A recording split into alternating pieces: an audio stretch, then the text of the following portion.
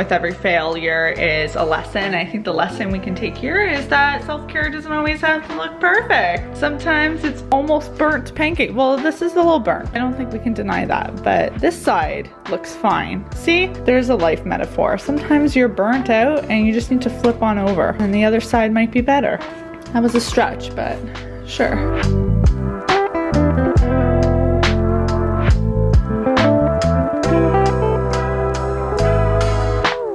Nothing quite says self-care to me like food for the soul, and pancakes are definitely food for my soul.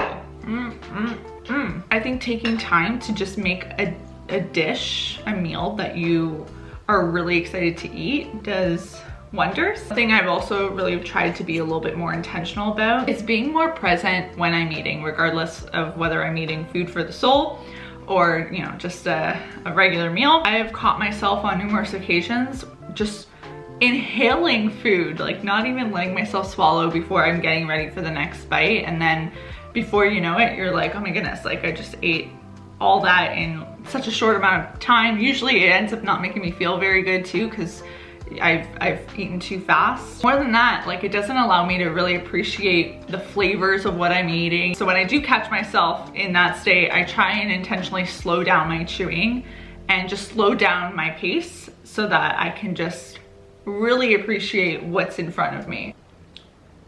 I need to vacuum today too. Not a sexy form of self-care, but a necessary one.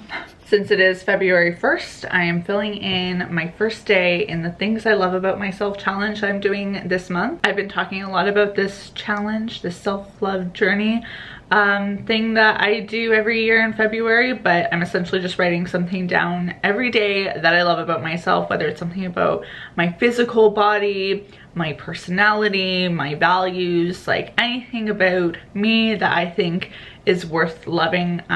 You know, I want to take note of it and just have a moment of appreciation for it. It is so easy to be our own worst critic. It is so easy to compare ourselves to other people and think, you know, if I was more like this person or if I had those qualities, then I would be further in life, or I'd feel better about myself, I'd feel more beautiful, more confident, all these things. But everyone has their demons, and I think one of the best ways that I've been able to kind of work through my own, I guess, is just flipping things. And instead of always keeping that dialogue negative, it's like, no, well, what are the things that are unique to me that I think are pretty damn great? What's nice about this challenge is because I am writing it down in my journal, it's something I can go back to, you know, when this month is done. And during those days where I'm like, I'm not feeling that great about myself, I can go back and read all of these amazing qualities that maybe I'm forgetting in that moment, because sometimes we just need a little reminder that we are awesome sauce. And this is my I am amazing list. I'm gonna fill in my first entry now. I also match kind of the spread today with my colored shirt. How convenient. The thing I'm gonna write down for today's entry is my hair, because I love my hair. I love the way it looks curled. I love the texture of it. You know, it does have a Monica quality in the sense that it does poof up when humidity strikes, but in general it's something that makes me feel really good about myself, and I really just want to show it some extra love. And like I said, not every day is so surface level. I like also going inwards with this challenge and making it like a more holistic view of myself. One of the things I also really love about myself is my work ethic. That's something that I've always felt like has given me a lot of opportunities in life because I am so dedicated. Often I think when we think of self-care, we think of things that are really relaxing or really fun to do, like just very pleasant.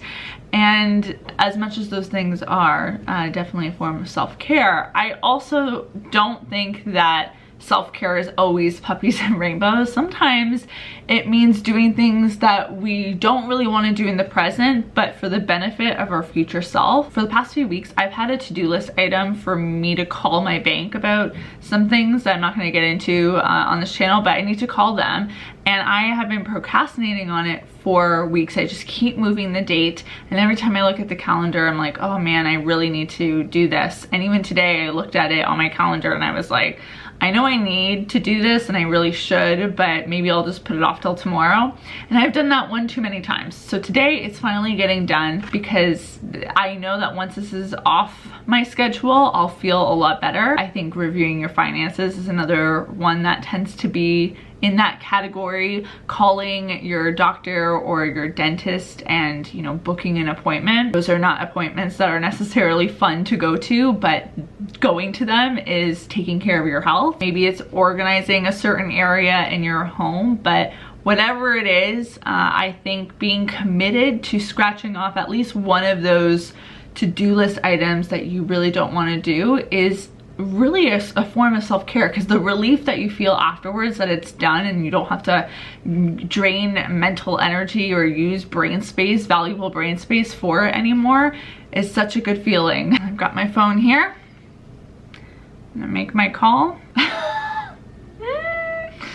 I just opened my calculator app to make a phone call. That's how much I really don't want to do this, eh? I consider myself such a independent person, but the minute I have to deal with some like real life issue, I'm like, I'm a child. Do not ask me these things. I don't know.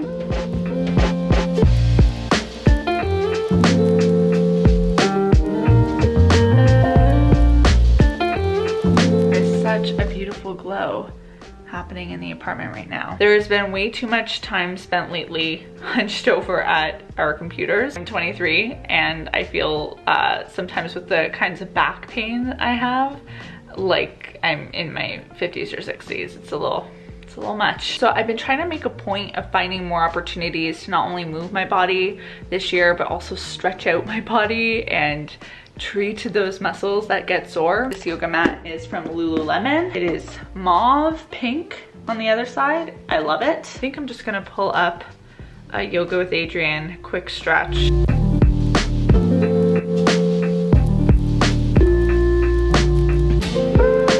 Earlier in this video, I had talked about how I've been trying to be a little bit more intentional with my pace and the speed that I chew my food so I can be more in the moment.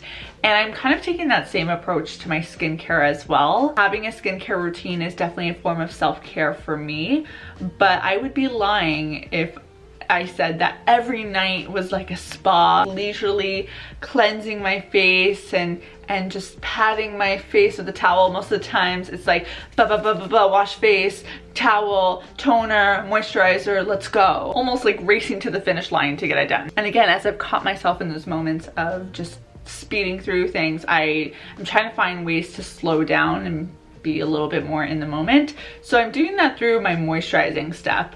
I'm currently going to moisturize with the Protini polypeptide cream from Drunk Elephant. I got the gift set during the Christmas holidays, and I've actually really been liking it, unfortunately, because it is a bit of a pricier moisturizer. CeraVe also has one that I've really been liking too. And I've been taking my moisturizer, adding a sample of the Be Hydra Intensive Hydration Serum, also from Drunk Elephant. This came in the gift set. I combine those together, apply, and then as it's absorbing into my skin, I try and give myself like facial massages. So this is one that I really like, along the jaw. I feel like I get really tense there. I also like dragging along my temples and down towards my nose. Actually, when I have headaches, this relieves a lot of tension for me. And it's just like a nice way of, I don't know, giving yourself a little extra attention. Again, if I want to like slow down my routine, another thing I try and do is when I'm cleansing, challenging myself to focus on different areas of my skin, because I feel like I always do like the same, like da da da da da da ba ba. And sometimes I'll switch it up and put my focus maybe more on my temples or more on my jaw area, or just like different areas to just make the experience, I guess, a little bit less monotonous. There